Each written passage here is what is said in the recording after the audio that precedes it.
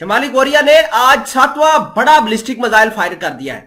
ایک ہفتے کے دوران 7واں یہ بلسٹک میزائل فائر ہوا ہے۔ صرف آج کے دن انہوں نے 2 بلسٹک میزائل فائر کیے جن کی رینج 350 کلومیٹر سے زائد تھی۔ اور اہم بات یہ ہے کہ یہ بلسٹک میزائل جاپان کے ایکسکلوسیو اکنامک زون سے اس بار باہر گرے ہیں، اور یہ اس کیپیبل ہیں کہ امریکہ کے جو ریجنل انٹرسٹ ہے خصوصاً جاپان اور ساؤتھ کوریا کے اندر، ان کو برباد کرنے کی صلاحیت رکھتے ہیں۔ اب امریکہ کافی پریشان ہے۔ امریکہ نے تقریباً ایک چال چل کے دیکھ لی ہے اور ساری کی ساری چالیں اس کی ناکام ہوئی ہیں۔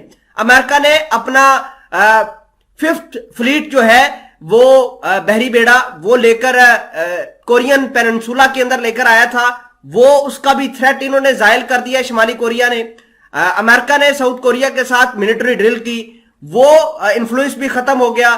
امریکہ نے جہازوں کی مدد سے پیٹرولنگ کی ساؤتھ کوریا اور جاپان کے ساتھ، وہ بھی کوئی خاطر خواہ اثر نہیں لا پائی، جس کی وجہ سے اب جو معاملات ہیں، جو چیزیں ہیں، وہ اب خراب ہوتی ہوئی نظر آ رہی ہیں۔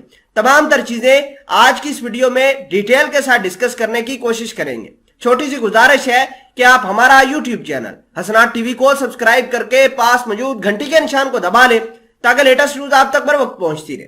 ناظرین گرامی، خبر یہ ہے کہ شمالی کوریا نے آج ایک ہفتے کے دوران 7 بلسٹک میزائل فائر کر چکا ہے۔ خالی آج 2 بلسٹک میزائل فائر کیے۔ شمالی کوریا نے آلریڈی نیوکلیر ویپنز بنا رکھے ہیں، وقتاً فوقتاً انٹر کانٹیننٹل بلسٹک میزائل کا فائر بھی کرتا رہتا ہے۔ اب دیکھیے کہ جاپان کے ہی پانیوں کے اندر شمالی کوریا بلسٹک میزائل فائر کیوں کرتا ہے؟ یہ ایک بہت بڑا سوال ہے۔ آپ کو یہ بتا دیں کہ جاپان ایک سپر پاور کنٹری ہے، بہت رچ کنٹری ہے، اور امریکہ کا الائے بھی ہے۔ اب امریکہ نے سیکورٹی کونسل کے تحت، اپنے ملک کے تحت، یورپی یونین کے تحت شمالی کوریا کی اکانومی کو کر دیا ہے برباد۔ اب شمالی کوریا نے اپنی فرسٹریشن نکالنے کے لیے جاپان کو پین دینے کی کوشش کر رہا ہے، جاپان کو اذیت دینے کی کوشش کر رہا ہے۔